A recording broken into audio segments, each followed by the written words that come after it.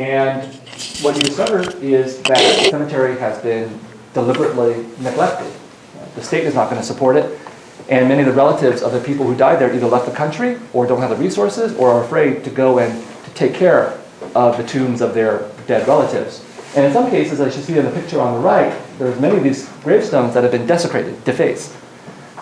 So the ethics of recalling our own, as powerful as it is, we want to love and remember our own side, usually goes hand in hand with the desire to forget, to obliterate, or to hate those people who are not a part of our side.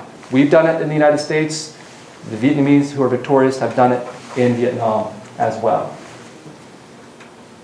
And of course, we've already talked about this to some extent, that the most powerful way that the United States has engaged in an ethics of recalling their own or our own is through a number of different kinds of cultural efforts. The Vietnam Veterans Memorial is the most famous memorial site, but there's a whole wealth of Hollywood war films like Apocalypse Now that do this, and novels like Close Quarters. And what I want to point out here is the complicated version of this kind of ethics, because when we read these books or watch these movies, what we don't see, for the most part, is the American soldier being treated as a hero. He's usually treated instead as an anti-hero. So in Apocalypse Now, they murder a bunch of people, for example. And in Close Quarters, they rape and they murder a bunch of people, too. How is it possible, do you think, for us to want to remember our own side, if we're Americans, in such less than glorious terms? Why aren't we making movies and writing books and so on that show American soldiers as being pure and heroic and innocent and all that? But instead we get these kinds of versions instead. Hollywood has to make money. Okay. Have to make money, you know? But why? I mean, but why do these kinds of stories then? Because people want to see horrible things. They want to see a sad story. It'd be boring to the average public if they showed something about a guy losing his legs, come home, like they did with Cruise, Star Cruise. And that's a story told 57,000 times. And that doesn't make as much money as gory things, stupid things, like a colonel going out and taking his army and becoming a bunch of thugs. You know, the army wouldn't allow that. They'd mow down one little napalm bomb. So silly, but that's what people say. I had a relative tell me 25 years ago when that movie came out, he goes, "That's a good movie, John." He said, "That tells a real story." And I looked at him like, "Don't believe this guy. I can't believe it. I don't have to go to war to hear, excuse me, a BS story. I can tell right away, this guy's crazy, you know?"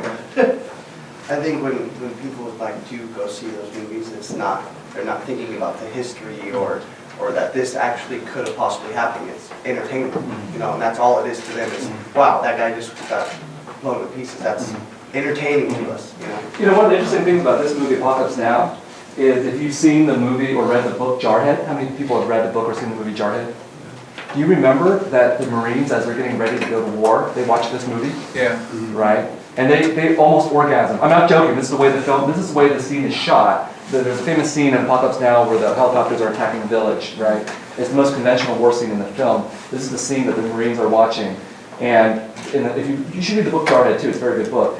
But Anthony Swafford, the author, makes it very clear that they're getting off on watching this. And the movie makes it very clear that they're getting off on watching this. So this goes back to the point that I was making earlier and that you've been making too, which is that anti-war movies are not really anti-war movies because they entertain us. They're spectacular. The word is spectacular. They're spectacles that we enjoy. You have a point back there? But I think now, like, they're trying to make movies that kind of incorporate showing, like, you know, PTSD and things like that. For instance, like that, like Stop Loss and The Come of the Brave, where they show, like, these people came home and they were messed up, you know, suicide, some of them got called back. But it's proven that it doesn't sell. Like, they did not do good in the box office. That's not what people want to see. And usually when they have like veterans and people that come home in other movies, are usually like the crazy ones, like in, you know, they're the ones that are, you know, alcoholics or always up for something crazy. That's typically one person. They're always like usually depicted the same way. And the last thing I want to offer is that I think that one of the reasons why nowadays we've had more and more Vietnam War movies that don't show the American soldier as anti-hero. Here we're talking about movies like Mel Gibson's We Were Soldiers, or the comedy Tropic Thunder.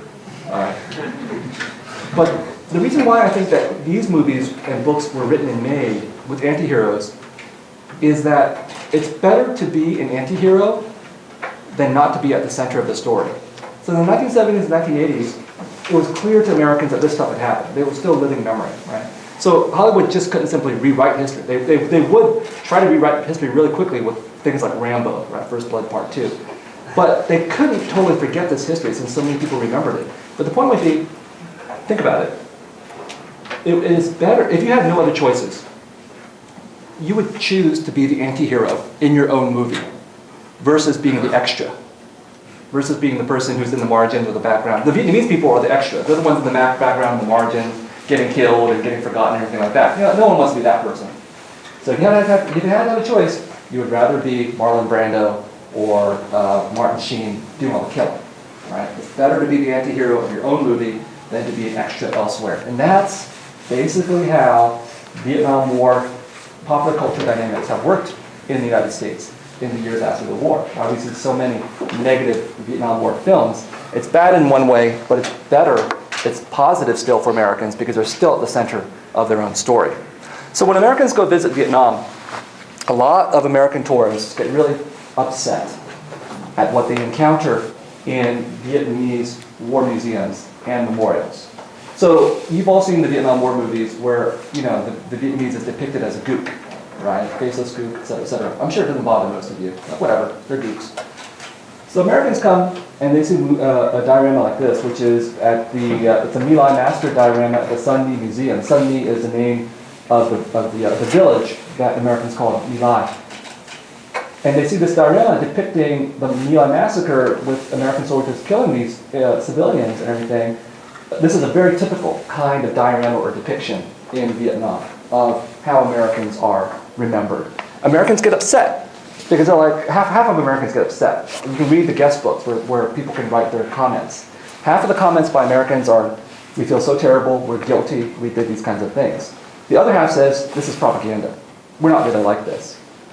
But this is important for Americans to see, I think, because this is one of the few times where Americans get to see themselves being depicted in the way that they have depicted others in the course of their own memorialization and entertainment. This is what it feels like to be a gook, in other words, for Americans. That they look at this like, you're not like this. This is not really what we did. These are bad apples. But for the Vietnamese people, you know, this is not the way they see it. They see this as simply, they don't see it as an exception. They see it as simply the most representative occasion of American behavior during the course of the Vietnam War. That's disturbing to Americans. Yeah, it is disturbing to a lot of veterans. This My Lai incident happened, I think almost close to 300,000 people were killed by U.S. 500. infantry, 500, thank you, by an infantry company. Now, company's about 200, more or less 20 soldiers. And when I was there, it was 350,000 soldiers. Now, both sides do things like this because man is weak. And when he has power, he can be even weaker and more dangerous. Yeah.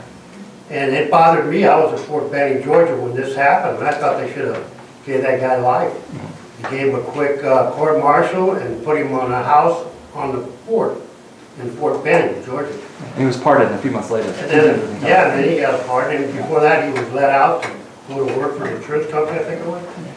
You know, I didn't think that was right. How can anybody kill almost 500 women and children? Because the tough guy with the rifle is not there. Well, that's why they have MPs like I was. You don't go around killing innocent people. Some men are weak. In time of war, they think they can do whatever they want. You know? And so the reason I bring this up is because we're moving now to this idea of recalling others. Is this ethical? Is it ethical to recall others in this fashion, right? Because for those of us who identify with the American soldiers, we think this is an oversimplification of history. So if that's the case, then we need to ask, what is an ethical way of recalling others? If we ourselves don't want to be depicted like this as Americans, then how should we ourselves as Americans depict others? That raises an ethical question for how that can be pulled off. But the distinction between the ethics of recalling our own and the ethics of recalling others really gets blurred.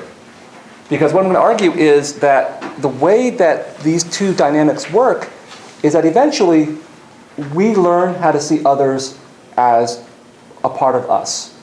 That's been the historical process in the United States, right? If we look at the history of the United States, there's been a lot of conflict, horrible things have happened, and so on. And then gradually, for better and for worse, through political struggle, people who have been enemies and distant others are brought together. Right? So here's an example. Vietnam Veterans Memorial, still the same place in DC. When the wall was built or designed, some veterans felt that it was a really bad aesthetic representation and bad memorial work. So they said, we want a better representation of ourselves in there. And this is what they got. Three soldier sculpture by Frederick Hart, who got paid a lot more money for this than Mai Lin did for her memorial. But it depicts a white, a black, and a Latino soldier, brothers in arms. And they're looking at the Vietnam veteran, they're looking at the black wall. And the reason why I put this up there is because I think it illustrates a couple of different things. One is that memorial work is never finished. Mai Lin designed this memorial for 58,000 dead Americans, and immediately someone said, we're not included in that.